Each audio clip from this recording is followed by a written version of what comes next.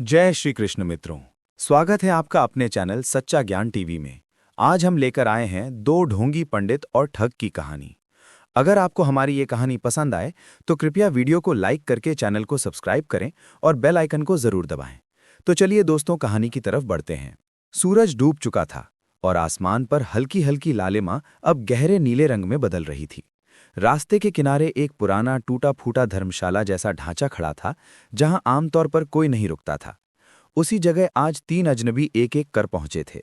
न कोई परिचय, न कोई सवाल, बस निगाहों की जांच और चेहरे पर नकली सादगी। बाहर से देखने पर लगता था जैसे सब अपने अपने काम से जा रहे हों, लेकिन असल में तीनों की मंजिल यही जगह थी। पहला आदमी उम्र में लगभग 50 के आसपास था। माथे पर लंबा तिलक, कंधे पर गेरुए रंग का अंग वस्त्र और चेहरे पर गहरी शांति का अभिनय। उसकी आंखें बार बार इधर उधर घूमती थीं, जैसे हर हलचल को तौल रही हों। दूसरा उससे थोड़ा छोटा, 40-45 के बीच का, भारी आवाज वाला और ज्यादा चालाक दिखने वाला। उसके चेहरे पर बनावटी गंभीरता थी, पर होठों के कोनों में छिपी मुस्कान उसकी असलियत बयां कर रही थी। दोनों खुद को पंडित कहने वाले थे, पर ढोंग उनके हर सांस में घुला हुआ था। तीसरा आदमी सबसे आखिर में आया। देखने में साधारण, न तिलक न साधु जैसा वेश। उम्र करीब 35 साल, आंखें तेज और चाल में आत्मविश्वास। वो चुपचाप पास आया, एक कोने में बैठ गया और बिना बोले दोनों पंडितों को देखने लगा। पहली नजर में लगता था जैसे उसे किसी से कोई मतलब नहीं, लेकिन उसकी निगाहें सब कुछ नोट कर रही थीं। हाथों की हरकत, आवाज का उतार चढ़ाव और आंखों की झिझक। यही था असली ठग, जो शिकार को बोलने से पहले पढ़ लेना जानता था। कुछ देर तक सन्नाटा पसरा रहा। फिर पहले पंडित ने भारी आवाज में कहा, आजकल धर्म का मान बहुत गिर गया है, हर जगह पाप ही पाप है। ये वाक्य आस्था से कम और जांच से ज्यादा भरा हुआ था। दूसरे पंडित ने तुरंत हामी भरी। सही कहा आपने, लोग सच्चे साधु को पहचान ही नहीं पाते। दोनों की निगाहें तीसरे आदमी पर टिक गईं, जैसे देख रहे हों कि वो किस तरफ है। तीसरे आदमी ने हल्की मुस्कान के साथ सिर झुकाया और शांत स्वर में बोला, सच्चाई अक्सर दिखती नहीं, उसे समझना पड़ता है। बस इतना ही। मगर इसी एक वाक्य ने दोनों पंडितों को सावधान कर दिया। वे समझ गए कि सामने वाला साधारण नहीं है। थोड़ी देर बाद बातें आगे बढ़ीं। किसी ने भाग्य की चर्चा छेड़ी, किसी ने छिपे हुए धन की। बातों के बीच बीच में धर्म, चमत्कार और पूजा पाठ का जिक्र होता रहा, लेकिन हर शब्द के पीछे लालच की गंध साफ महसूस हो रही थी। तीनों मुस्कुरा रहे थे, मगर दिल में किसी पर भरोसा नहीं था। हर कोई दूसरे को मूर्ख समझ रहा था और खुद को सबसे तेज। उस रात उस उजड़े से ठिकाने पर तीन दिमागों के बीच एक अनकहा समझौता हुआ। बाहर से सहयोग, भीतर से शक। किसी ने कुछ लिखा नहीं, किसी ने कुछ तय नहीं किया, मगर हर कोई जानता था कि अब पीछे हटने का रास्ता नहीं है। जैसे ही वे उस जगह से उठे, ठग ने मन ही मन सोचा, अब देखना है ढोंग ज्यादा भारी पड़ता है या दिमाग। रात और गहरी हो चुकी थी। उस उजड़े हुए ठिकाने के बाहर सन्नाटा ऐसा था मानो हवा भी कदम फूंक फूंक कर रख रही हो। भीतर अब तीनों थोड़े पास बैठ चुके थे, लेकिन मन के बीच की दूरी और बढ़ गई थी। बातचीत जारी थी, पर हर शब्द सोच समझकर बोला जा रहा था, जैसे जरा सी चूक किसी को भारी पड़ सकती हो। दोनों पंडित अब पूरी तरह अपने ढोंग के रंग में उतर आए थे। आवाज में गंभीरता, चेहरे पर संयम और आंखों में बनावटी करुणा। पहला पंडित धीरे धीरे अपनी कहानी बुनने लगा। उसने बताया कि कैसे वो वर्षों से साधना कर रहा है, कैसे उसे ऊपर से संकेत मिलते हैं और कैसे कुछ विशेष समय पर छिपी शक्तियां जाग जाती हैं। वो जानबूझकर रुक रुक कर बोलता, ताकि सामने वाला हर शब्द को महत्व दे। दूसरा पंडित बीच बीच में हामी भरता, कभी आंखें बंद कर मंत्र बुदबुदाता तो कभी गंभीर स्वर में जोड़ता। ये सब साधारण मनुष्य नहीं समझ सकता। असल में दोनों मिलकर माहौल गढ़ रहे थे, एक ऐसा जाल जिसमें सामने वाला खुद फंसने को तैयार हो जाए। तीसरा आदमी चुपचाप सुनता रहा। उसने कोई सवाल नहीं किया, न ही उनकी बातों पर ज्यादा प्रतिक्रिया दी। वो बस कभी उनकी आंखों में झांकता, कभी हाथों की हरकतें देखता। उसे साफ दिख रहा था कि दोनों पंडित एक दूसरे से ज्यादा उसे परख रहे हैं, लेकिन वे ये नहीं समझ पा रहे थे कि जिसे वे शिकार मान रहे हैं वही पहले ही उन्हें नाप चुका है। ठग ने मन ही मन तय कर लिया था कि अभी बोलना नहीं है, पहले इनके झूठ को खुलकर फैलने देना है। कुछ देर बाद उसने बहुत साधारण ढंग से कहा, आप दोनों की बातें सुनकर लगता है कि किस्मत ने मुझे सही जगह पहुंचा दिया है। बस यही वाक्य था जिसकी दोनों को तलाश थी। दोनों पंडितों की आंखों में एक चमक आ गई, लेकिन वो इसे छुपाने की कोशिश करने लगे। पहला पंडित धीमी आवाज में बोला, कभी कभी भगवान खुद इंसान को वहां ले जाते हैं जहां उसका भाग्य इंतजार कर रहा होता है। दूसरा पंडित हल्की मुस्कान के साथ जोड़ बैठा, लेकिन हर कोई उस भाग्य को संभाल नहीं पाता। अब बात धीरे धीरे धन की ओर मुड़ने लगी, सीधे नहीं, संकेतों में। पुराने मंदिरों, गुप्तदान और छिपे खजानों की कहानियां सामने आने लगीं। दोनों पंडित एक दूसरे को काटते हुए ऐसे किस्से सुना रहे थे मानो उन्हें सब कुछ पता हो, पर पूरा सच किसी के पास ना हो। वे चाहते थे कि तीसरा आदमी खुद सवाल करे, खुद लालच में आए, और वही हुआ। ठग ने जानबूझकर हल्की उत्सुकता दिखाई, पर पूरा पत्ता नहीं खोला। उस पल तीनों ने अपने अपने मन में पहचान बना ली थी। पंडितों को लगा कि सामने वाला भोला है, किस्मत का मारा है और सही मौके पर इस्तेमाल किया जा सकता है। ठग को समझ आ गया था कि दोनों एक ही थैली के चट्टे बट्टे हैं, बस चालाकी में फर्क है।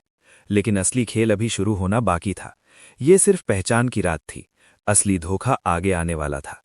रात के अंत तक वे तीनों एक अनकहे समझौते पर पहुंच गए थे। बाहर से सहयोग, भीतर से शक। किसी ने कुछ लिखा नहीं, किसी ने कुछ तय नहीं किया, मगर हर कोई जानता था कि अब पीछे हटने का रास्ता नहीं है। जैसे ही वे उस जगह से उठे, ठग ने मन ही मन सोचा, अब देखना है ढोंग ज्यादा भारी पड़ता है या दिमाग। अगली सुबह की हवा में एक अजीब सी बेचैनी घुली हुई थी।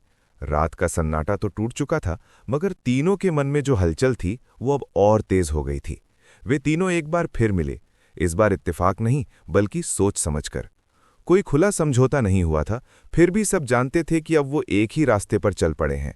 फर्क बस इतना था कि हर कोई उस रास्ते को अपने हिसाब से मोड़ना चाहता था। पहला पंडित आज कुछ ज्यादा ही गंभीर दिखाई दे रहा था। उसने अपने गेरुए कपड़े ठीक किए, माथे पर तिलक और गाढ़ा किया और आंखें बंद करके कुछ देर तक मंत्रों का नाटक करता रहा। जैसे ही आंखें खोलीं, उसने धीमी लेकिन भारी आवाज में कहा, आज का दिन साधारण नहीं है, कुछ होने वाला है।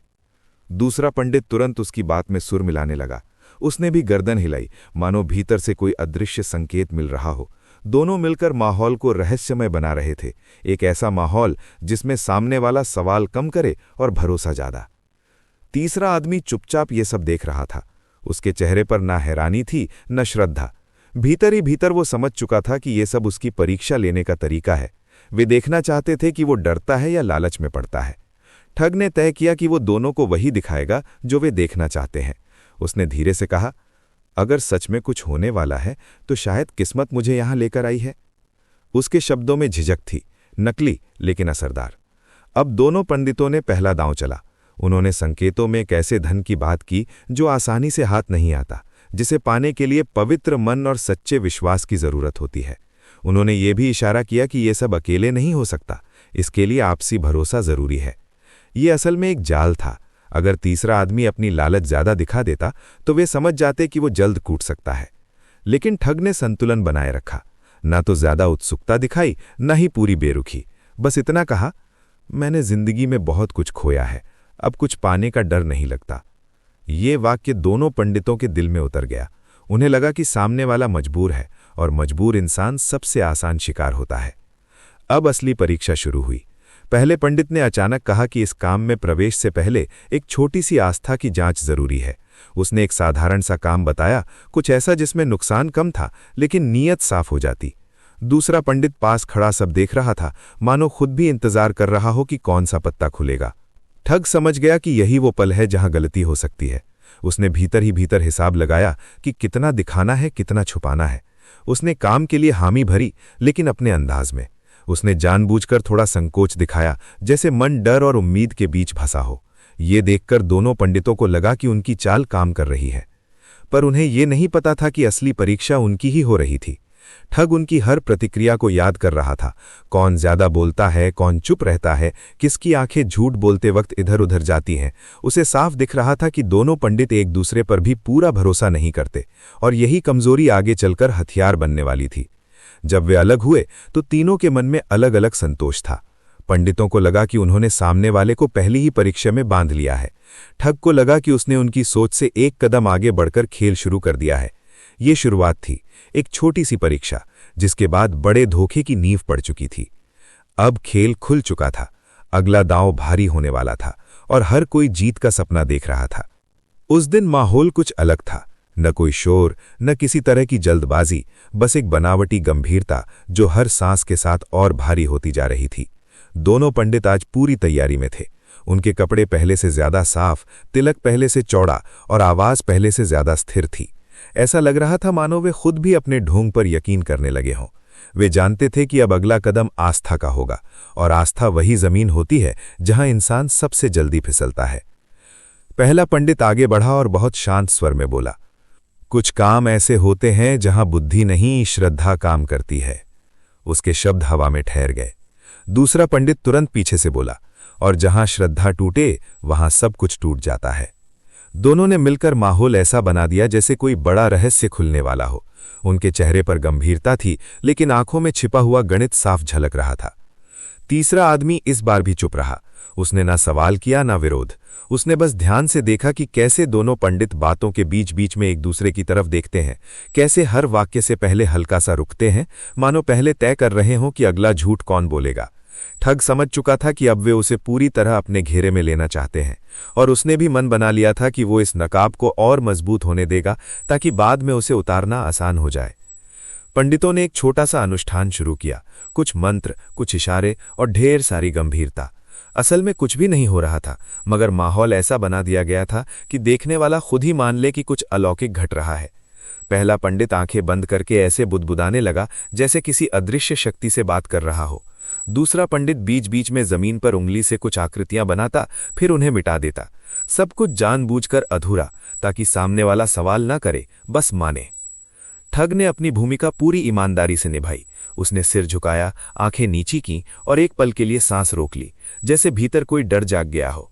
दोनों पंडितों ने ये देखा और मन ही मन खुश हो गए। उन्हें लगा कि अब सामने वाला धीरे धीरे उनकी बनाई हुई दुनिया में प्रवेश कर रहा है। लेकिन ठग का झुकना श्रद्धा नहीं था, बल्कि धैर्य था। वो सही मौके का इंतजार कर रहा था। अनुष्ठान के बाद पहला पंडित बोला, हर इंसान के मन में शुद्धता नहीं होती, जो इसमें टिक गया वही आगे बढ़ेगा। दूसरा पंडित तुरंत जोड़ बैठा, और जो डगमगाया वो रास्ते से हट जाएगा। ये एक तरह की चेतावनी थी, लेकिन असल में दबाव। वे चाहते थे कि तीसरा आदमी खुद को साबित करे, अपने शब्दों से नहीं, अपने काम से। उस पल ठग ने महसूस किया कि अब खेल सिर्फ झूठ का नहीं रहा, ये भरोसे को तोड़ने और जोड़ने का खेल बन चुका था। उसने मन ही मन तय कर लिया कि वो अब और गहराई तक जाएगा। जितना ज्यादा वे उसे अपने ढोंग में उलझाएंगे, उतनी ही बड़ी उनकी गलती होगी। जब सब कुछ खत्म हुआ तो तीनों कुछ देर तक चुपचाप बैठे रहे। कोई जीत का ऐलान नहीं, कोई हार की स्वीकृति नहीं, बस एक भारी खामोशी जिसमें तीन अलग अलग सोचें चल रही थीं। पंडितों को लगा कि आस्था का नकाब पूरी तरह पहनाया जा चुका है। ठग को लगा कि नकाब अब इतना मोटा हो गया है कि जल्द ही उसका बोझ ही उन्हें गिरा देगा। अनुष्ठान के बाद की खामोशी सबसे ज्यादा भारी होती है। उस दिन भी कुछ ऐसा ही था। तीनों अलग अलग दिशाओं में बैठे थे, लेकिन उनके मन एक ही जगह अटके हुए थे, उस जगह पर जहां लालच धीरे धीरे जन्म लेता है। दोनों पंडित अब पहले जैसे सहज नहीं थे। उनके शब्द कम हो गए थे, मगर आंखें ज्यादा बोलने लगी थीं। वे अब तीसरे आदमी को श्रद्धालु नहीं, संभावित लाभ के रूप में देखने लगे थे। पहला पंडित कुछ देर तक चुप रहा, फिर अचानक बोला, कुछ बातें सबके सामने नहीं कही जाती। उसने ये कहते हुए जानबूझकर इधर उधर देखा, जैसे कोई सुन न ले। दूसरा पंडित समझ गया कि अब असली विषय छेड़ा जाने वाला है। उसने धीमी आवाज में कहा, जो समझदार होता है वो संकेत समझ जाता है। उन दोनों की आवाज में अब उपदेश नहीं, सौदेबाजी छिपी हुई थी। ठग ने यह बदलाव तुरंत महसूस किया। अब बातें धर्म की नहीं, अवसर की हो रही थीं। उसने खुद को थोड़ा और करीब खिसकाया, जैसे कोई राज सुनने को तैयार हो। ये छोटा सा इशारा दोनों पंडितों के लिए हरी झंडी जैसा था। वे समझ गए कि बीज पड़ चुका है। अब उन्होंने धीरे धीरे एक ऐसी कहानी गढ़नी शुरू की जिसमें डर भी था और उम्मीद भी। पुराने समय के दान, अचानक गायब हुआ धन और कुछ चुने हुए लोगों तक ही पहुंचने वाली जानकारी। वे सीधे कुछ नहीं कह रहे थे, बस संकेत छोड़ रहे थे, और संकेत वही पकड़ता है जिसके भीतर लालच जाग चुका हो। वे बार बार ये जताने की कोशिश कर रहे थे कि ऐसा मौका बार बार नहीं मिलता। तीसरा आदमी इस बार पहले से ज्यादा सतर्क था। उसने लालच को पूरी तरह बाहर नहीं आने दिया, लेकिन पूरी तरह छुपाया भी नहीं। उसने हल्की सी बेचैनी दिखाई, जैसे मन भीतर से खिंच रहा हो। अगर ऐसा कुछ है तो हर कोई उसके लायक नहीं होगा। ये सुनकर दोनों पंडितों की आंखों में संतोष की झलक आई। उन्हें लगा कि सामने वाला खुद को खास समझने लगा है, और यही लालच की पहली जीत होती है। अब पंडितों ने एक दूसरे की तरफ देखा। वो नजरें थीं जिनमें बिना बोले तय हो रहा था कि अगला दांव क्या होगा। पहला पंडित बोला, कभी कभी किस्मत की परीक्षा देने के लिए कुछ छोड़ना पड़ता है। दूसरा पंडित तुरंत बोला, छोड़ना वही सकता है जिसके मन में पानी की क्षमता हो।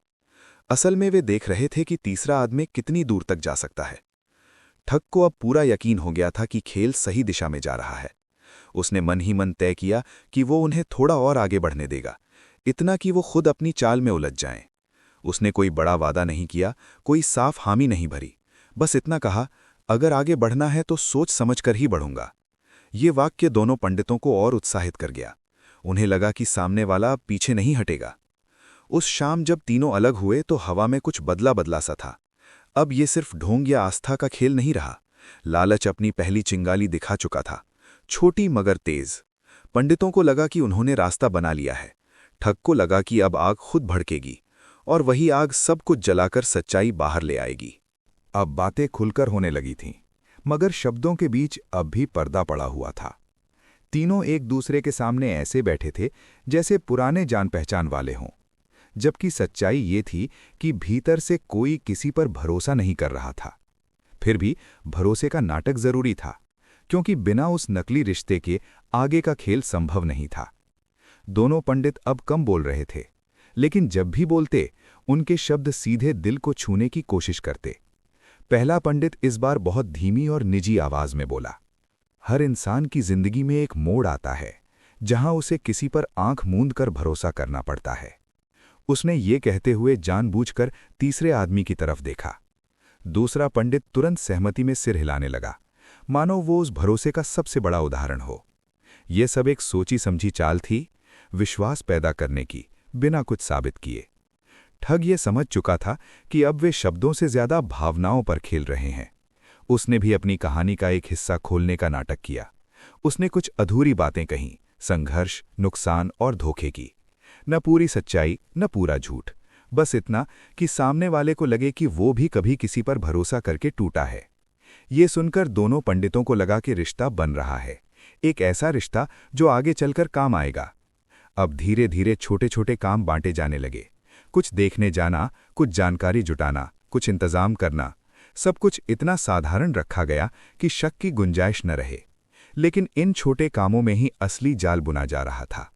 हर काम के साथ भरोसा गाढ़ा किया जा रहा था और हर भरोसे के साथ जोखिम बढ़ता जा रहा था। दूसरा पंडित इस खेल में कुछ ज्यादा ही उतावला दिख रहा था। वो जल्दी जल्दी योजना समझाने लगता, कभी बीच में ही बात काट देता।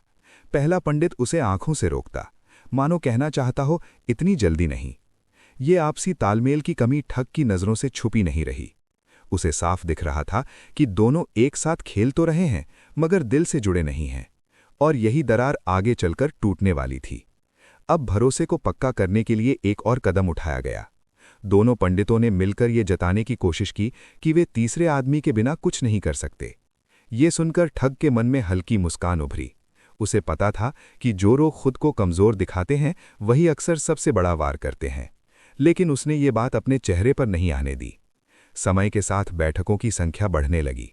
अब तीनों के बीच अजनबीपन कम और अपनापन ज्यादा दिखने लगा।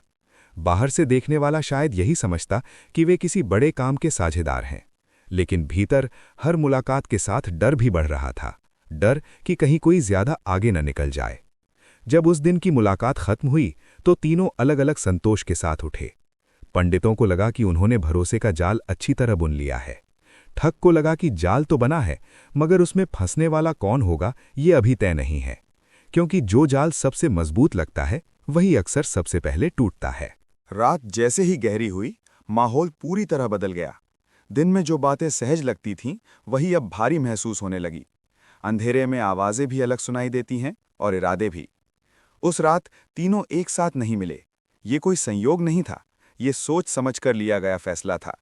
हर कोई चाहता था कि वो दूसरों से पहले अपनी चाल चल ले। पहला पंडित सबसे पहले निकला। उसने अपने गेरुए कपड़ों को और कसकर लपेटा और धीमे कदमों से आगे बढ़ा। उसके चेहरे पर अब साधु जैसी शांति नहीं थी, बल्कि एक बेचैन गणना थी। उसने एक कोने में बैठकर मन ही मन सोचना शुरू किया। कितना भरोसा दिया जा चुका है, कितना और देना जरूरी है, और किस पल सबसे बड़ा वार करना ठीक रहेगा। उसे साफ लग रहा था कि अगर जरा भी देर हुई तो खेल हाथ से निकल सकता है। दूसरा पंडित उसी रात अलग दिशा में गया। उसका स्वभाव पहले से ही उतावला था और यही उतावलापन अब उसकी कमजोरी बनता जा रहा था। उसने अपने मन में तय कर लिया था कि वो ज्यादा इंतजार नहीं करेगा। उसे लगने लगा था कि पहला पंडित कहीं उसे पीछे न छोड़ दे। लालच अब उसके दिमाग पर हावी हो चुका था। वो सोच रहा था, अगर सब कुछ हाथ में है तो साझेदारी क्यों। तीसरा आदमी यानी ठग सबसे शांत था। वो जानबूझकर देर तक वहीं बैठा रहा जहां दिन में मुलाकात हुई थी। उसने कोई जल्दबाजी नहीं दिखाई। उसे पता था कि रात में हर इंसान अपने असली इरादों के साथ अकेला होता है और वही पल सबसे ज्यादा सच्चे होते हैं। उसने मन ही मन तय कर लिया था कि वो इस रात को यूं ही नहीं जाने देगा। धीरे धीरे योजनाएं बनने लगीं, अलग अलग मगर एक ही लक्ष्य की ओर। पहला पंडित सोच रहा था कि कैसे तीसरे आदमी का भरोसा पूरी तरह अपने पक्ष में किया जाए। दूसरा पंडित तय कर चुका था कि सही मौका मिलते ही वो अकेले खेल खत्म करेगा। और ठग, वो इन दोनों की सोच से एक कदम आगे चल रहा था।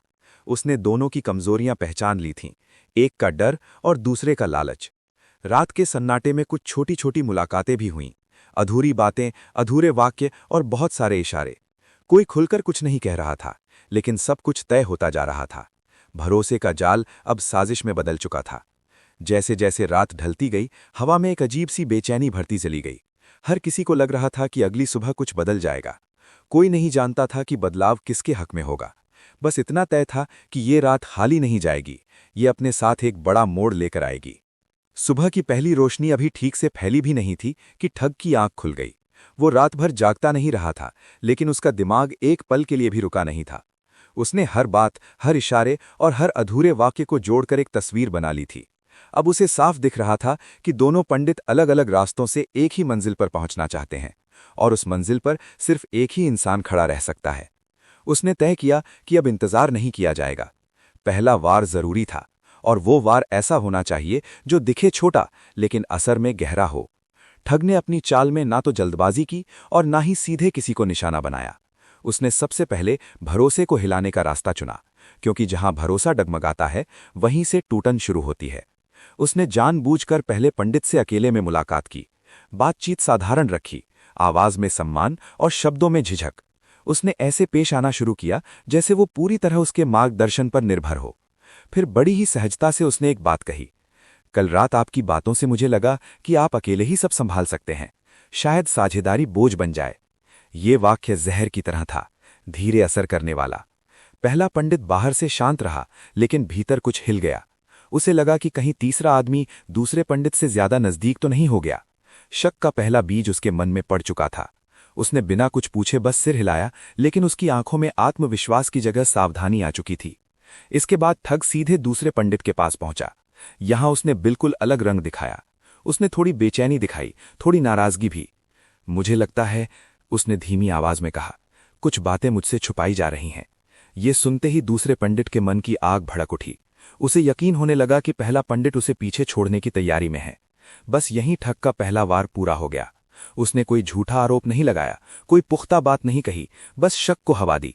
और शक जब दो लोगों के बीच आ जाए तो सच्चाई की जरूरत ही नहीं पड़ती। दिन चढ़ते चढ़ते माहौल बदलने लगा। दोनों पंडित अब एक दूसरे से पहले जैसे खुलकर बात नहीं कर रहे थे। छोटी छोटी बातों पर रुकावट, निगाहों में सवाल और शब्दों में दूरी आ चुकी थी। ठग ये सब दूर से देख रहा था, शांत, संयमित और बिल्कुल संतुष्ट। लेकिन वो जानता था कि ये सिर्फ शुरुआत है। पहला वार कामयाब हो चुका था, मगर खेल अभी लंबा था। उसने अपने मन में तय कर लिया था कि अब वो पीछे नहीं हटेगा। अब हर कदम ऐसा होगा जो दोनों पंडितों को और दूर करता जाएगा और अंत में उन्हें अकेला छोड़ देगा। शाम होते होते तीनों फिर मिले। बाहर से सब कुछ सामान्य दिख रहा था, वही बातचीत, वही मुस्कानें, लेकिन भीतर कुछ टूट चुका था। भरोसे की दीवार में पहली दरार पड़ चुकी थी। दूसरा पंडित उस दिन कुछ ज्यादा ही चुप था। जो आदमी पहले हर बात में आगे कूद पड़ता था, वही अब निगाहों से बोल रहा था। ठग की कही हुई आधी अधूरी बात उसके मन में बार बार गूंज रही थी।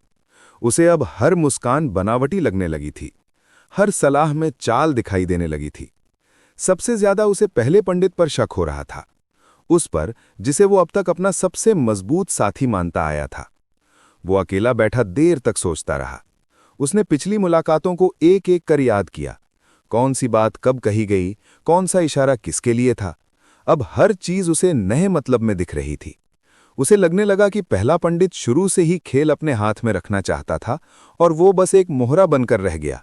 ये सोच उसके भीतर आग की तरह फैलने लगी। उसी आग में उसने अपनी अलग साजिश रचना शुरू कर दी। उसने तय किया कि वो किसी पर खुलकर भरोसा नहीं करेगा, खासकर पहले पंडित पर तो बिल्कुल नहीं। उसने मन ही मन तय कर लिया कि वो सही मौके पर अकेला कदम उठाएगा, भले ही बाकी दोनों को पीछे छोड़ना पड़े। अब साझेदारी उसके लिए बोझ बन चुकी थी। दूसरी ओर पहला पंडित भी बदलाव महसूस कर रहा था। उसे दिख रहा था कि दूसरा पंडित अब पहले जैसा नहीं रहा। बातचीत में ठंडापन आ चुका था और आंखों में छुपा हुआ विरोध साफ झलक रहा था। उसे ये समझने में देर नहीं लगी कि बीच में कोई बात जरूर बिगड़ी है, लेकिन उसे ये नहीं पता था कि उस दरार की शुरुआत कहाँ से हुई। और बीच में ठग था, जो दोनों की बेचैनी को चुपचाप देख रहा था। उसे अब पूरा यकीन हो गया था कि उसकी पहली चाल सफल हो चुकी है, लेकिन वो जानता था कि अगर अभी संतुष्ट हो गया तो खेल पलट भी सकता है। इसलिए उसने जानबूझकर खुद को पीछे रखा, जैसे अब वो सिर्फ दर्शक हो। अगली मुलाकात में माहौल पहले से ज्यादा भारी था। बातचीत कम और मौन ज्यादा था।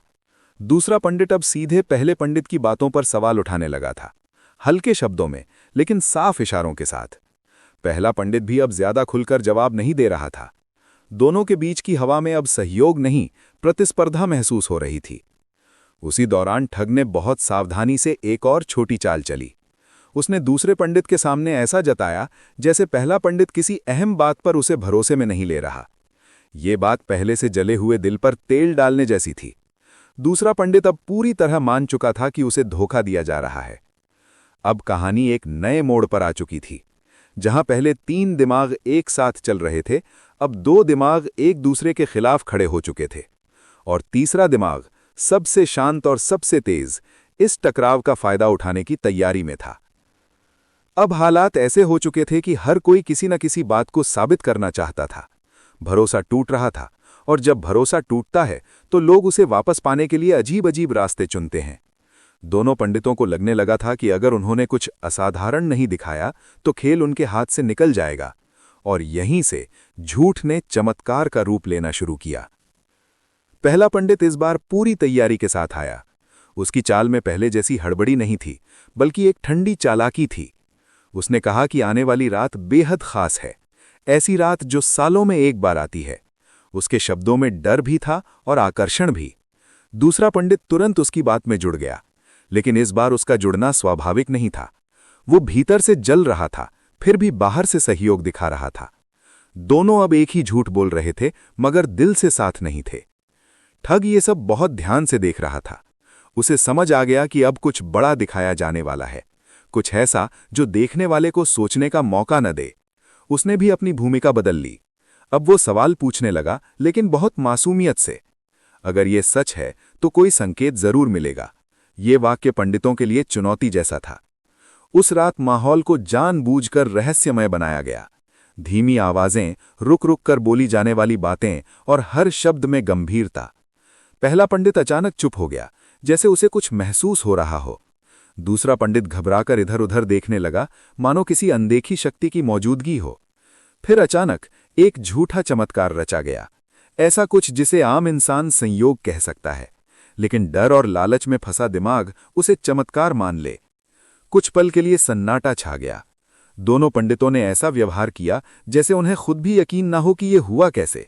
ये अभिनय इतना सधा हुआ था कि ठग को भी मानना पड़ा। झूठ को सच जैसा दिखाने में वो माहिर हैं, लेकिन वो जानता था कि ये सब दिखावा है। असली खेल इस चमत्कार के बाद शुरू होना था। दूसरा पंडित अब भीतर से और बेचैन हो चुका था। उसे लगने लगा कि पहला पंडित कहीं उससे ज्यादा आगे निकल रहा है। उसके मन में ये डर बैठ गया कि अगर अभी कुछ नहीं किया तो वो पीछे रह जाएगा। उधर पहला पंडित भी ये महसूस कर रहा था कि ये झूठ उसे थोड़ी देर के लिए फायदा तो देगा, मगर लंबे समय तक नहीं। ठग के लिए ये रात बेहद अहम थी। उसने देख लिया था कि दोनों पंडित अब झूठ को भी साझा नहीं कर पा रहे। एक ही चमत्कार, लेकिन 2 अलग अलग इरादे। उसने मन ही मन तय कर लिया कि वो इस झूठ को ही हथियार बनाएगा, क्योंकि जो झूठ सबको जोड़ता है वही झूठ सही समय पर सबको तोड़ भी देता है। रात खत्म होते होते तीनों के चेहरे थके हुए थे। बाहर से लगता था कि कुछ बड़ा घट चुका है, लेकिन भीतर हर किसी को लग रहा था कि ये चमत्कार नहीं, किसी बड़े धोखे की शुरुआत है। अब झूठ सिर्फ बोला नहीं जा रहा था, उसे पूजा जा रहा था। और जब झूठ पूजनीय बन जाए तब उसका गिरना सबसे भयानक होता है। चमत्कार के बाद की सुबह अजीब थी। सब कुछ वैसा ही दिख रहा था जैसा हर रोज होता है, लेकिन तीनों के भीतर कुछ बदल चुका था। जो रात में अलौकिक लग रहा था वही दिन की रोशनी में सवाल बनकर खड़ा था। कोई खुलकर कुछ नहीं कह रहा था, मगर हर कोई सोच रहा था, वाकई वो हुआ कैसे? और सबसे बड़ा सवाल ये नहीं था कि चमत्कार सच था या झूठ, बल्कि ये था कि उसे रचने में किसका हाथ ज्यादा था। पहला पंडित अब पहले जैसी सहजता से बात नहीं कर पा रहा था। उसके शब्दों में ठहराव था और आंखों में एक अनकही सावधानी। उसे लगने लगा था कि उसने जो दिखाया वो ज्यादा दिनों तक टिकने वाला नहीं। हर बार जब दूसरा पंडित उसकी तरफ देखता, उसे ऐसा महसूस होता जैसे वो आंखों से पूछ रहा हो, ये सब तूने अकेले कैसे कर लिया? ये सवाल बोला नहीं गया, लेकिन उसकी मौजूदगी भारी थी। दूसरा पंडित भीतर ही भीतर जल रहा था। वो उस चमत्कार का हिस्सा तो था, लेकिन उसे लग रहा था कि श्रेय पूरा पहले पंडित को मिल रहा है। उसे अब हर छोटी बात में चाल दिखने लगी थी। अगर पहला पंडित चुप रहता तो उसे लगता कि वो कुछ छुपा रहा है। अगर ज्यादा बोलता तो लगता कि कहानी बना रहा है। शक अब उसके दिमाग में जड़ पकड़ चुका था। और ठग, वो इस पूरी स्थिति को बेहद शांति से देख रहा था। उसने किसी से कोई सवाल नहीं किया, कोई टिप्पणी नहीं की। वो जानता था कि जब लोग खुद सवालों में घिर जाते हैं तब बाहर से धक्का देने की जरूरत नहीं पड़ती। फिर भी उसने बहुत हल्के से एक बात कही, कुछ चीजें समझ में नहीं आती, पर समय के साथ सब साफ हो जाता है। ये वाक्य साधारण था, लेकिन उसका असर गहरा था। ये वाक्य शक को और हवा देने के लिए काफी था। अब बातचीत में पहले जैसी गर्मजोशी नहीं रही। जो पहले सहज सलाह थी, अब उसमें संदेह घुला हुआ था। दोनों पंडित एक दूसरे की बात काटने लगे थे, कभी सीधे, कभी इशारों में। ठग को साफ दिख रहा था कि भरोसे की दीवार में अब सिर्फ दरार नहीं, बल्कि झुर्रियां पड़ने लगी हैं। एक शाम जब तीनों फिर साथ बैठे, माहौल बोझिल था। कोई चमत्कार की बात नहीं कर रहा था, लेकिन वही बात सबके दिमाग में घूम रही थी। दूसरा पंडित अचानक बोल पड़ा, कुछ बातें अगर साफ रखी जाएं तो आगे परेशानी नहीं होती। ये बात सीधी नहीं थी, लेकिन उसका निशाना साफ था। पहला पंडित नजरें चुरा गया। यही पल था जब शक ने पहली बार खुलकर सांस ली। ठग ने यह सब देख लिया था। उसे पता था कि अब अगला हथियार डर होगा, और डर को देवता का रूप दिया जाएगा। वो चुप रहा क्योंकि उसे पता था कि जो लोग देववाणी सुनने को तैयार बैठे हों, उनके सामने ज्यादा बोलना बेकार होता है। अचानक पहला पंडित उठ खड़ा हुआ। उसकी आवाज पहले से अलग थी, थोड़ी कांपती हुई, लेकिन भारी। उसने कहा कि उसे कोई संकेत मिला है, कोई ऐसी चेतावनी जिसे नजरअंदाज नहीं किया जा सकता। दूसरा पंडित तुरंत जमीन पर बैठ गया, जैसे उसे पहले से सब पता हो। माहौल अब पूरी तरह बदल चुका था। फिर वो आवाज आई, धीमी, अस्पष्ट और जानबूझकर रहस्यमयी। शब्द साफ नहीं थे, लेकिन अर्थ डराने के लिए काफी था। देवताओं के क्रोध, नियमों के उल्लंघन और आने वाली सजा की बातें हवा में तैरने लगीं। ये कोई असली देव वाले नहीं थी, बस डर और झूठ का मिला-जुला नाटक। लेकिन ऐसे नाटक अक्सर सच से ज्यादा असर करते हैं। ठग ने पहली बार अपने भीतर हल्का सा तनाव महसूस किया। उसे देववाणी पर डर नहीं लग रहा था, बल्कि इस बात पर कि दोनों पंडित कितनी आसानी से डर को हथियार बना रहे हैं। उसने जानबूझकर खुद को संयमित रखा, न डर दिखाया, न अविश्वास, बस शांत निगाहों से सब कुछ देखता रहा। दूसरा पंडित इस नाटक में पूरी तरह डूब चुका था। उसकी आंखों में अब सवाल नहीं, सिर्फ डर था। उसे लगने लगा कि अगर उसने जरा भी गलती की तो सब कुछ हाथ से निकल जाएगा। यही वो पल था जहां नकली देववाणी ने अपना काम कर दिया। जब आवाज थमी तो सन्नाटा और गहरा हो गया। कोई कुछ नहीं बोल रहा था। सबके भीतर कुछ टूट चुका था, किसी का भरोसा, किसी का साहस और किसी का संयम। ठग समझ गया कि अब खेल अपने आखिरी और सबसे खतरनाक चरण में प्रवेश कर चुका है। नकली देववाणी के बाद की खामोशी सबसे खतरनाक थी। वो खामोशी जिसमें आदमी बाहर से शांत दिखता है, लेकिन भीतर सैकड़ों आवाजें एक साथ बोल रही होती हैं। ठग उस रात देर तक जागता रहा। उसके सामने आग की धीमी लौ जल रही थी, और उसी लौ में उसे बीते कई दिन साफ साफ दिख रहे थे। अब वो खुद से झूठ नहीं बोल सकता था। उसे मानना पड़ा कि वो यहां सिर्फ लालच के लिए नहीं आया था। उसने पहली बार अपने अतीत के बारे में सोचा, उन ढोंगी लोगों के बारे में जिन्होंने कभी आस्था के नाम पर उसे और उसके जैसे कई लोगों को मूर्ख बनाया था। उसे याद आया कि कैसे झूठे चमत्कारों और खोखली बातों ने कितनों की जिंदगी बर्बाद की थी। उसी दिन उसने ठान लिया था कि अगर कभी ऐसे लोगों के बीच फंसा तो सिर्फ बचकर नहीं निकलेगा, बल्कि उन्हें उनके ही जाल में उलझाएगा। यही उसका असली मकसद था। धन सिर्फ बहाना था। खेल असल में घमंड और ढोंग के खिलाफ था। उधर दोनों पंडित अब पूरी तरह अपने डर और लालच के कैदी बन चुके थे। नकली देववाणी के बाद उन्होंने ठग को अलग नज़र से देखना शुरू कर दिया था। अब वो सिर्फ साझेदार नहीं, बल्कि जरूरी हिस्सा बन चुका था। उन्हें लगने लगा था कि उसके बिना आगे बढ़ना खतरे से खाली नहीं। यही वो पल था जिसका इंतजार ठग कर रहा था। अगली मुलाकात में ठग ने पहली बार अपनी दिशा बदली। अब वो सवाल नहीं कर रहा था, बल्कि सुझाव देने लगा था। बहुत हल्के, बहुत समझदारी भरे सुझाव, जिनमें न विरोध था न चुनौती। अगर सब कुछ तय नियम से किया जाए, उसने कहा, तो डर की जरूरत नहीं पड़ेगी। ये बात सुनकर दोनों पंडितों को राहत महसूस हुई। उन्हें लगा कि अब कोई है जो रास्ता दिखा सकता है। असल में यही ठग की सबसे बड़ी चाल थी। वो खुद को मार्गदर्शक की तरह पेश कर रहा था, बिना उपदेश दिए, बिना अधिकार जताए। उसने धीरे धीरे फैसलों में अपनी जगह बना ली। अब छोटी बातों में भी उससे राय ली जाने लगी। और जब कोई आदमी सलाह देने लगता है तो वो कब नियंत्रण में आ जाता है, ये सामने वाले को पता ही नहीं चलता। लेकिन इस सब के बीच ठग के भीतर एक अजीब सी गंभीरता बनी हुई थी। उसे पता था कि ये खेल आसान नहीं है। एक गलत कदम और सारी मेहनत बेकार हो सकती है। फिर भी उसे ये भी पता था कि दोनों पंडित अब उसी दिशा में बढ़ रहे हैं जहां से लौटना मुश्किल होता है। रात को अकेले बैठकर उसने मन ही मन तय कर लिया, अब पीछे नहीं हटेगा। अब ये खेल अंत तक जाएगा। चाहे अंत में उसे खुद भी कुछ खोना पड़े, लेकिन नकाब जरूर उतरेगा। नकली देववाणी के बाद जो डर पैदा हुआ था, उसने अब अपना रूप बदल लिया था। डर अब किसी अदृश्य शक्ति का नहीं रहा, बल्कि सामने बैठे इंसान का हो गया था। दोनों पंडित एक दूसरे को देखकर मुस्कुराते जरूर थे, लेकिन उन मुस्कानों में अब अपनापन नहीं, सतर्कता थी। हर शब्द नपातुला, हर हरकत सोची समझी, जैसे सामने वाला किसी भी पल चाल चल सकता हो। पहला पंडित भीतर से खुद को ज्यादा चालाक मानता था। उसे लगता था कि दूसरे पंडित का डर उसकी कमजोरी है और उसी कमजोरी को वो आगे इस्तेमाल कर सकता है। लेकिन दूसरे पंडित के मन में भी कुछ ऐसा ही चल रहा था। उसे लगने लगा था कि पहला पंडित उसे सिर्फ मोहरा समझ रहा है, और यही सोच उसे भीतर ही भीतर खौलने पर मजबूर कर रही थी। ये सब ठग बहुत ध्यान से देख रहा था। उसने किसी आग में तेल नहीं डाला, बस समय समय पर हवा दे दी। कभी एक पंडित के सामने दूसरे की बातों का जिक्र कर देता, कभी दूसरे को पहले की चालों की तरफ इशारा कर देता।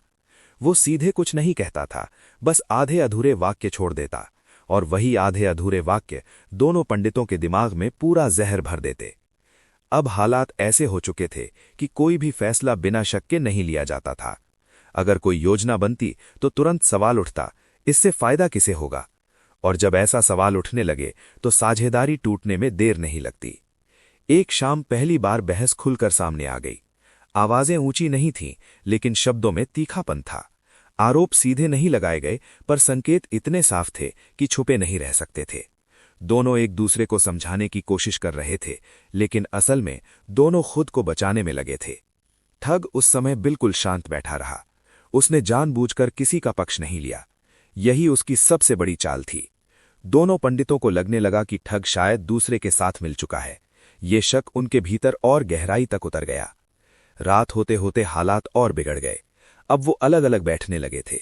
पहले जहां योजनाएं साझा होती थीं, वहां अब चुप्पी थी। और चुप्पी कभी भी शांति की निशानी नहीं होती, वो अक्सर तूफान से पहले की आखिरी चेतावनी होती है।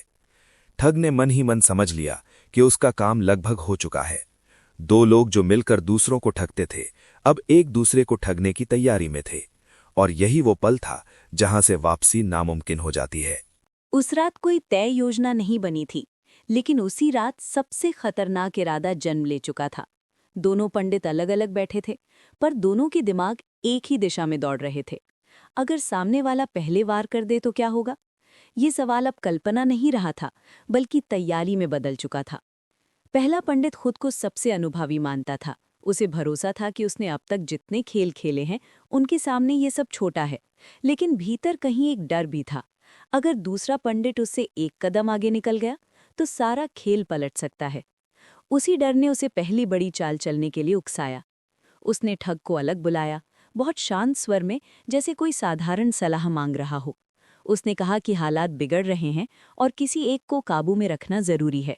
उसने सीधे नाम नहीं लिया, लेकिन इशारा इतना साफ था कि शब्दों की जरूरत नहीं पड़ी।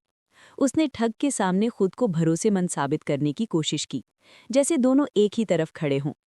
ठग ने ध्यान से सुना, न हामी भरी न इनकार किया, बस इतना कहा कि हर कदम सोच समझकर उठाना चाहिए।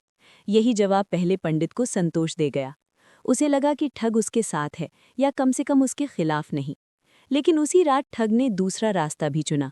उसने दूसरे पंडित से भी अलग बात की। इस पर शब्द और भी हल्के थे, मगर मतलब उतना ही गहरा। उसने कहा कि हालात ऐसे बन रहे हैं जहां भरोसा सबसे बड़ी कमजोरी बन सकता है। ये सुनते ही दूसरे पंडित का चेहरा उतर गया। उसे लगा कि उसका डर सच साबित हो रहा है। अब दोनों पंडित अपने अपने अंदाज में तैयारी करने लगे थे। एक खुलकर खेलना चाहता था, दूसरा चुपचाप वार करने के मूड में था।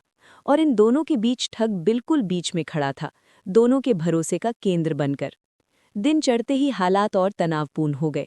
छोटी छोटी बातों पर नजर रखी जाने लगी।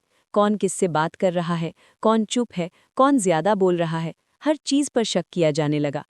माहौल में एक अदृश्य खिंचाव था, जैसे कोई डोर ज्यादा कस गई हो। शाम तक पहली बड़ी चाल पूरी तरह आकार ले चुकी थी।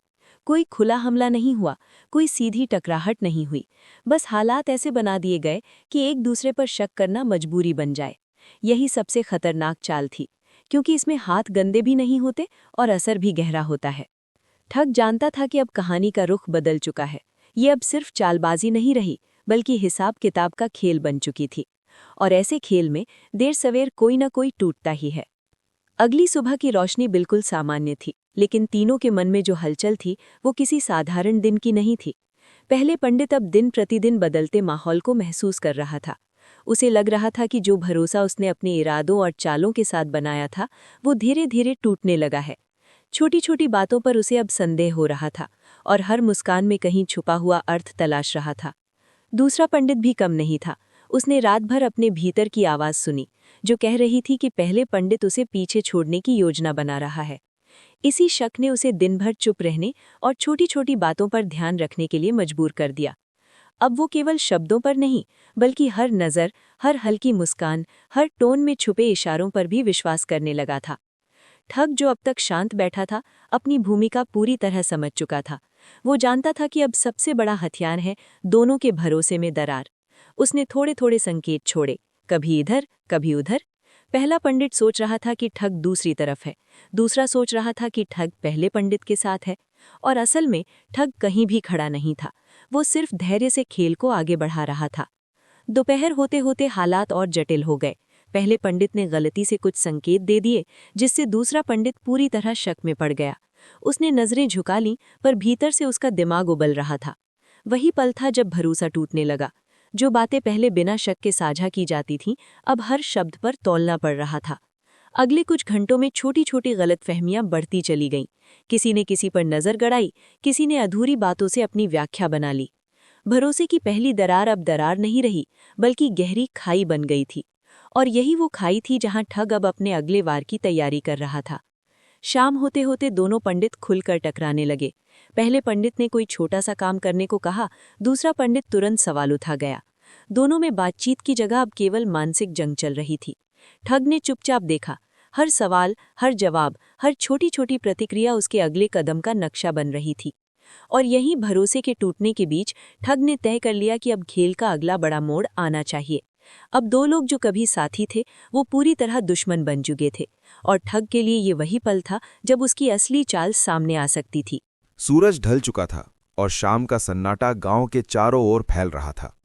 पर वो सन्नाटा केवल बाहर का था, अंदर का माहौल आग की तरह गर्म था। दो पंडित अब सीधे सामने बैठे थे, पर पहले जैसा सहज संवाद नहीं रहा। हर शब्द के पीछे छुपा हुआ सवाल, और हर सवाल के पीछे छुपा हुआ शक अब खुलकर सामने आने लगा। अब वो पल आ चुका था जब चालें छुपी नहीं रह सकती थीं, और पहली खुली टकराहट अनिवार्य हो गई थी। पहला पंडित सीधे बोल पड़ा, तुमने कल रात जो कुछ किया, उससे मुझे शक हुआ। लगता है कि सब कुछ सिर्फ तुम्हारे नियंत्रण में होना चाहिए। उसकी आवाज में हल्की सी तेजी थी, लेकिन शब्दों में अब भी संयम था। दूसरी ओर दूसरा पंडित तुरंत उत्तर देने के बजाय अपने विचारों को तौल रहा था। उसकी आंखों में आग थी, एक ऐसा गुस्सा जो लंबे समय से भीतर दबा हुआ था। उसने धीरे धीरे कहा, और मुझे लगता है कि तुम्हारी चालें मुझे पीछे छोड़ने की कोशिश कर रही हैं। अब ये साफ होना चाहिए कि कौन किसके साथ है। ठग अब चुपचाप बीच में बैठा था। उसने देखा कि अब खुली जंग शुरू हो चुकी है।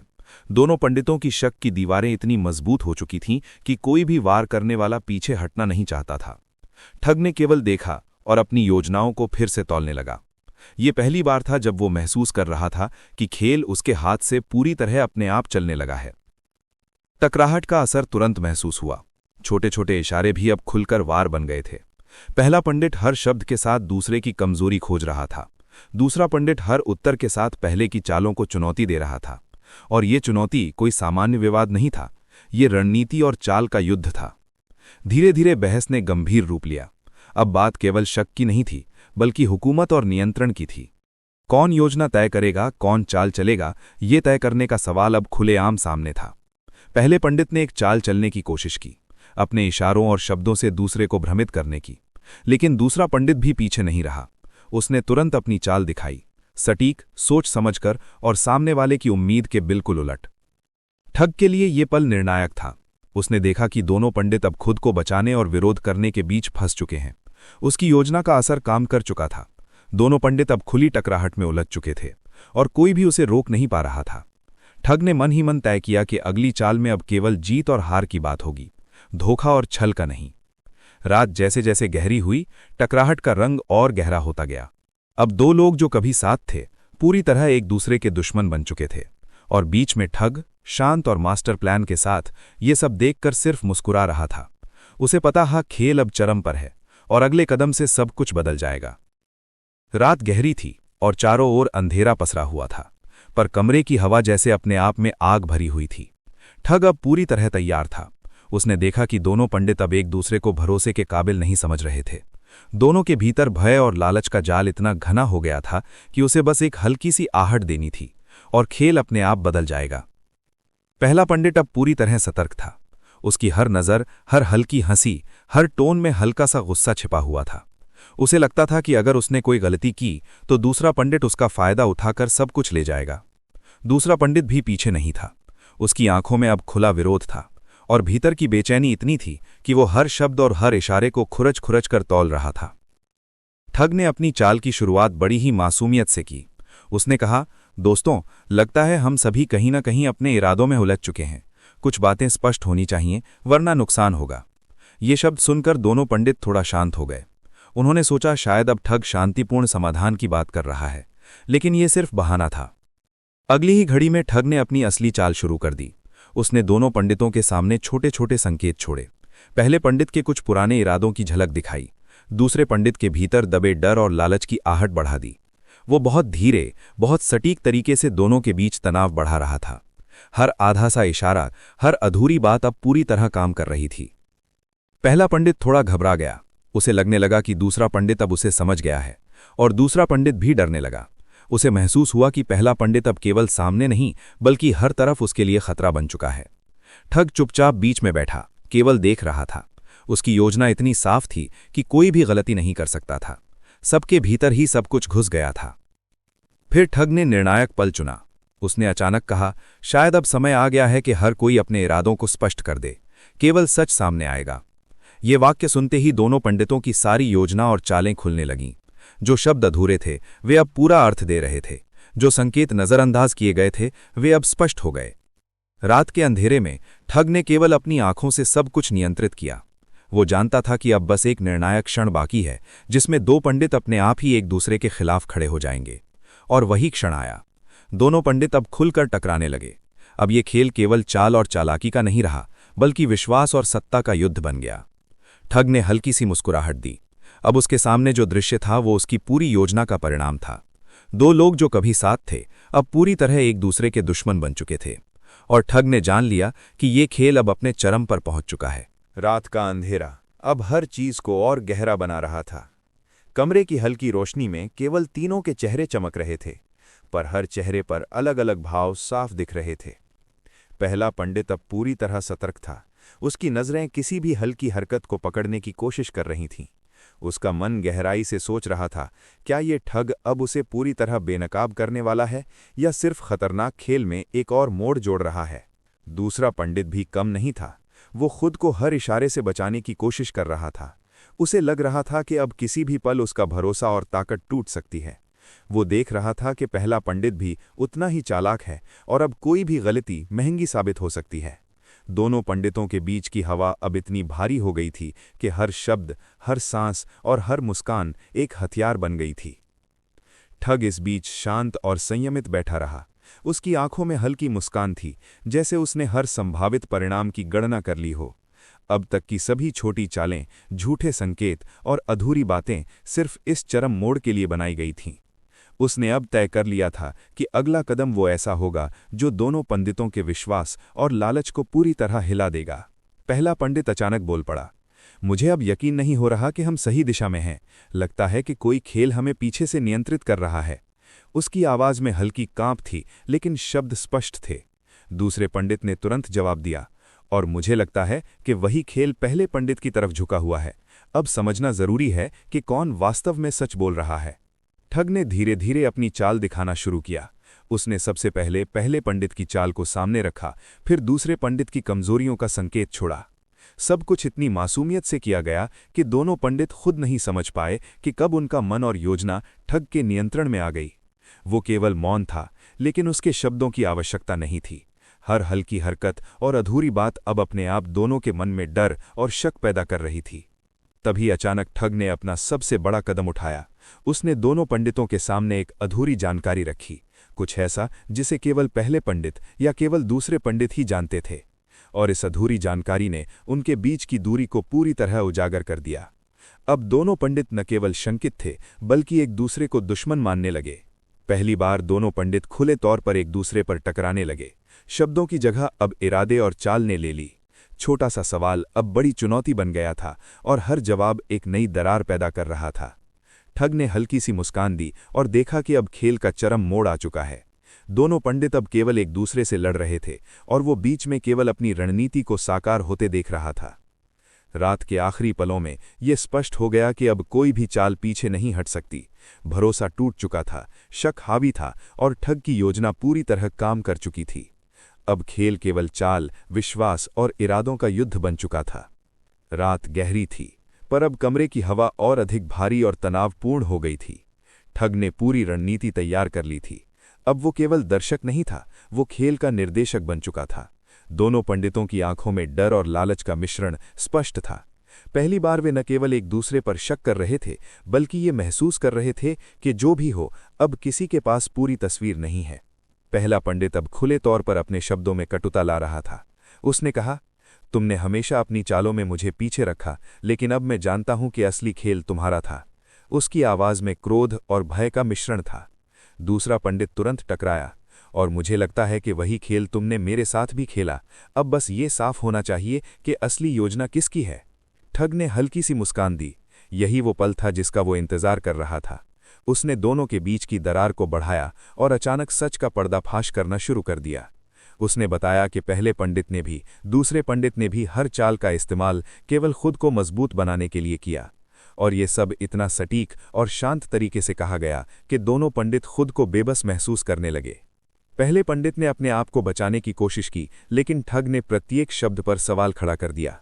दूसरा पंडित भी अब खुलकर अपनी चालों और योजनाओं का खुलासा करने लगा। कमरे में अब केवल टकराव और सच्चाई का शोर था। डर, लालच और अब तक छिपा हुआ घमंड सब उजागर हो गया। फिर ठग ने निर्णायक कदम उठाया।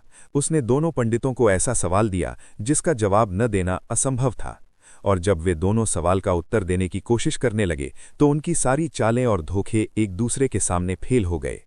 पहली बार दोनों पंडित खुद को पूरी तरह बेबस महसूस करने लगे। ठग ने अब खुलकर अपनी योजना सामने रखी। उसने कहा कि उसने केवल उन्हें उनके ही खेल में उलझाया था। झूठ, डर और चाल, सबका इस्तेमाल उसने इतनी सटीकता से किया कि दो लोग जो कभी साथ थे अब पूरी तरह टूट चुके थे। उनकी आंखों में पहले विश्वास का स्वर नहीं था, केवल डर और पछतावा था। रात के आखिरी क्षणों में ठग ने देखा कि खेल का सबसे बड़ा झटका अब सामने है। दो पंडित जो कभी दूसरों को ठगते थे, अब खुद अपने ही इरादों और चालों में फंस चुके थे। ठग ने हल्की सी मुस्कान दी और मन ही मन सोचा कि आखिरकार उसके लिए ये खेल केवल चाल का नहीं, बल्कि न्याय का खेल बन चुका था। अगली सुबह का सूरज जैसे किसी नई शुरुआत का संकेत दे रहा था, पर कमरे का माहौल पहले की तुलना में कहीं अधिक भारी था। दोनों पंडित अब पूरी तरह थक चुके थे। शब्दों की लड़ाई, शक और डर की जंग ने उनके भीतर गहरी दरारें बना दी थीं। उनके चेहरे पर अब केवल तनाव और पछतावे की झलक थी। पहली बार उन्हें महसूस हुआ कि जो खेल उन्होंने दूसरों के साथ खेला था, वही अब उनके अपने जीवन को हिला रहा है। ठग अब शांत और पूरी तरह नियंत्रित बैठा था। उसने देखा कि दोनों पंडित अब अपने अंदर की कमजोरियों और चालों के बोझ तौल रहे हैं। पहले पंडित की आंखों में अब डर और पछतावा दोनों साफ दिखाई दे रहे थे। उसे ये महसूस हो रहा था कि उसकी हर चाल, हर झूठ और हर संकेत ने पहले पंडित को मानसिक रूप से हिला दिया था। दूसरा पंडित भी पीछे नहीं था। वो अब खुद को और अपने किए हुए हर निर्णय को देख रहा था। उसे लग रहा था कि उसका लालच और छुपी हुई चालें उसे अब भी पछाड़ रही हैं। दोनों पंडित अब केवल एक दूसरे से नहीं, बल्कि अपने ही अतीत से लड़ रहे थे। और ठग, जो कभी केवल खेल का हिस्सा था, अब उस संघर्ष का केंद्रीय नियंत्रण बन चुका था। तभी ठग ने धीरे धीरे खुलासा करना शुरू किया। उसने कहा कि उसने इस खेल के दौरान केवल उनकी चालों और लालच का इस्तेमाल किया। जो डर उन्होंने महसूस किया, वो उनके ही इरादों का परिणाम था। जो भ्रम पैदा हुआ, वो उनके खुद के लालच और चाल का नतीजा था। और जो आज उन्हें टूटा हुआ और बेबस दिख रहा है, वो उनका खुद का निर्माण है। फिर ठग ने निर्णायक क्षण चुना। उसने कहा, अब जब सच सामने आ चुका है, केवल एक चीज बची है।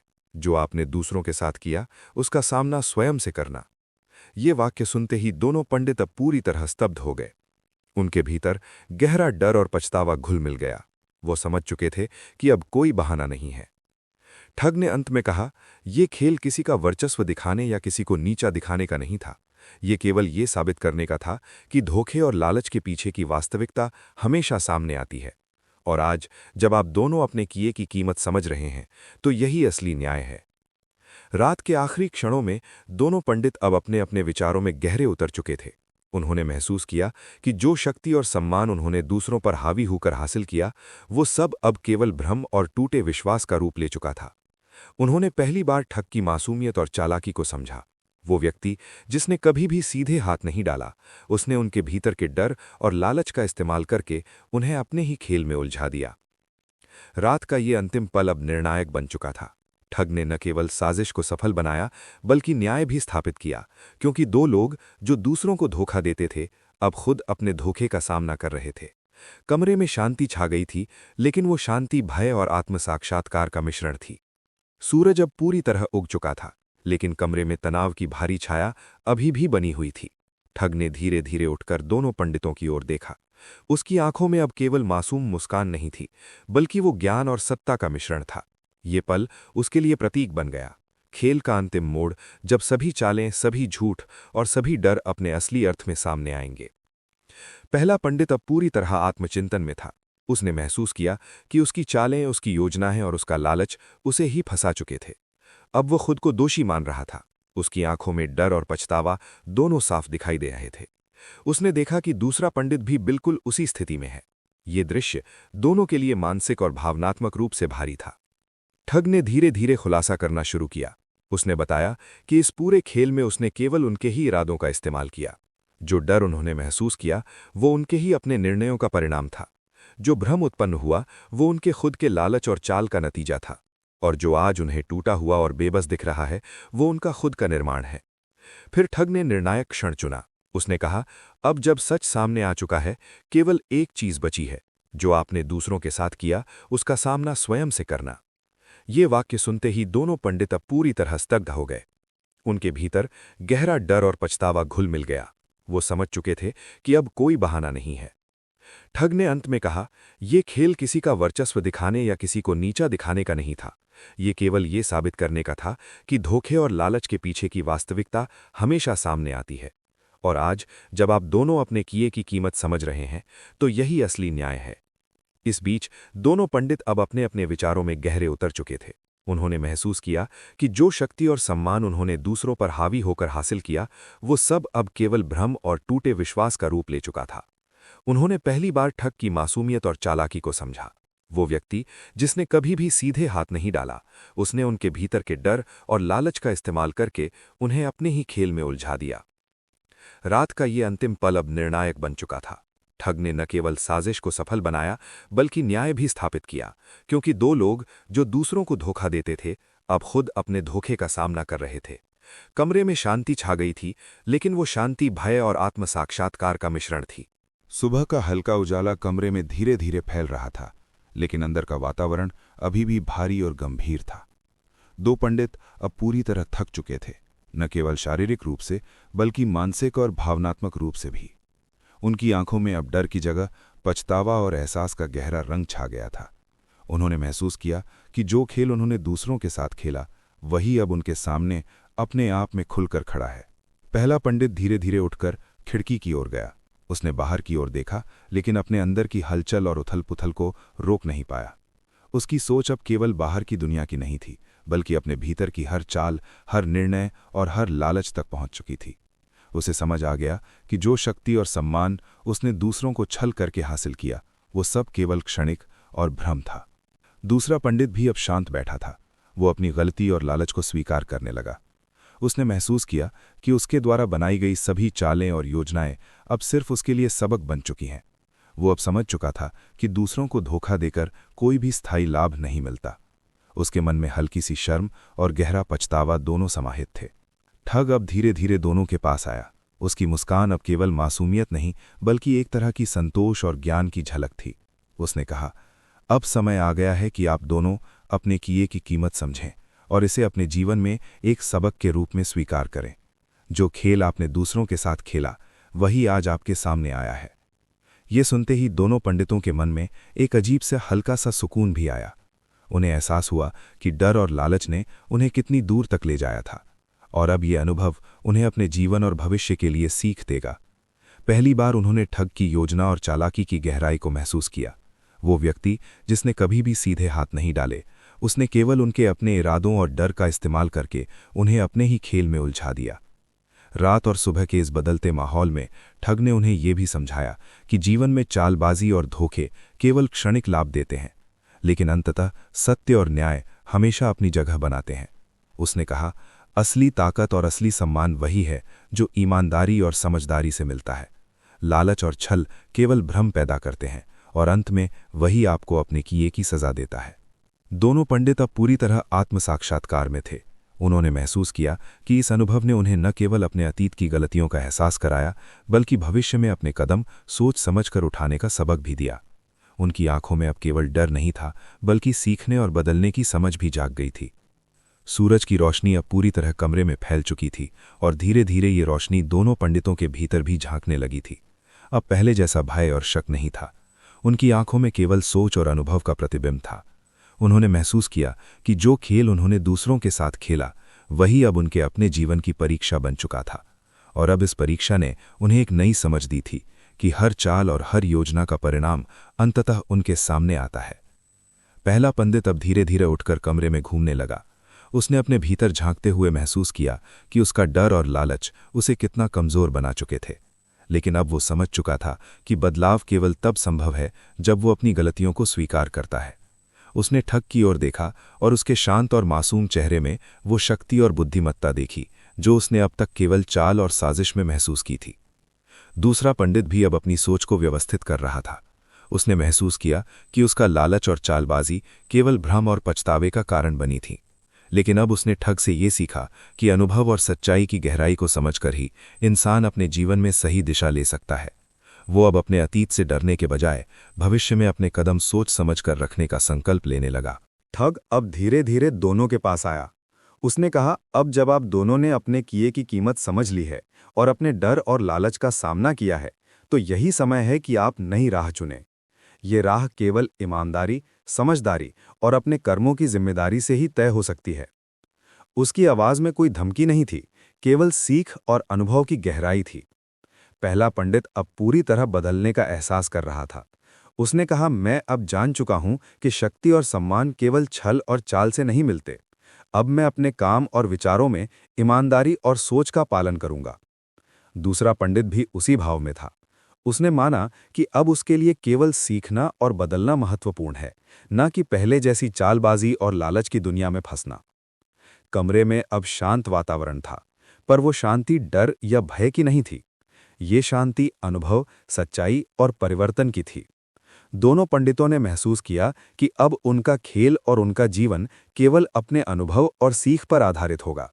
और ठग, जो पहले केवल खेल का निर्देशक था, अब उनके मार्गदर्शक और शिक्षक के रूप में उनके अनुभव का हिस्सा बन चुका था। सूरज अब पूरी तरह आसमान में चमक रहा था और उसके सुनहरे किरणों ने कमरे में उजाला भर दिया।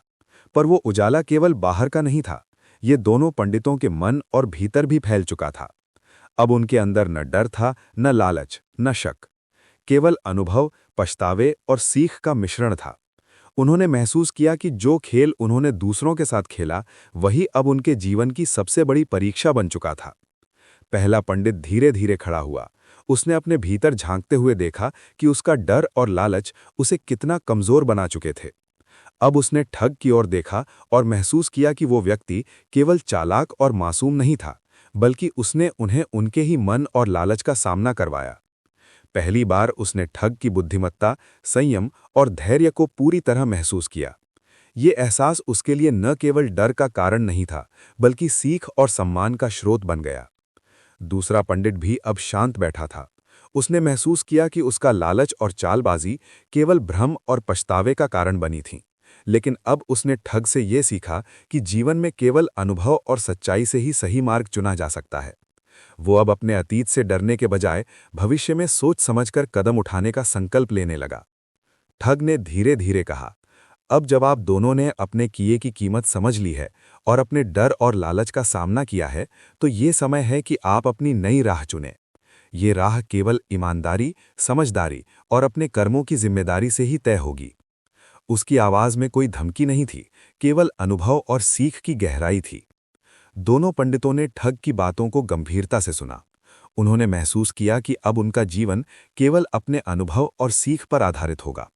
पहले पंडित ने कहा, मैं अब जान चुका हूं कि शक्ति और सम्मान केवल छल और चाल से नहीं मिलते। अब मैं अपने काम और विचारों में ईमानदारी और सोच का पालन करूंगा। दूसरा पंडित भी उसी भाव में था। उसने माना कि अब उसके लिए केवल सीखना और बदलना महत्वपूर्ण है, न कि पहले जैसी चालबाजी और लालच की दुनिया में फंसना। ठग ने अब धीरे धीरे कमरे से बाहर कदम बढ़ाया।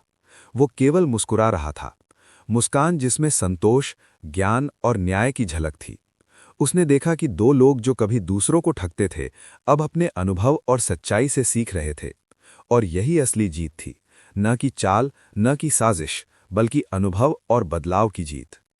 रात से सुबह तक का ये अनुभव अब केवल एक कहानी नहीं रह गया था, ये दोनों पंडितों के जीवन का सबसे बड़ा सबक बन चुका था। उन्होंने सीखा कि असली शक्ति, सम्मान और संतोष केवल ईमानदारी, समझदारी और अपने कर्मों की जिम्मेदारी से मिलता है। क्योंकि कहानी का असली समापन वही होता है जब व्यक्ति अपने किए की कीमत समझकर, अपने अनुभव से सीख लेकर नई राह पर आगे बढ़ता है।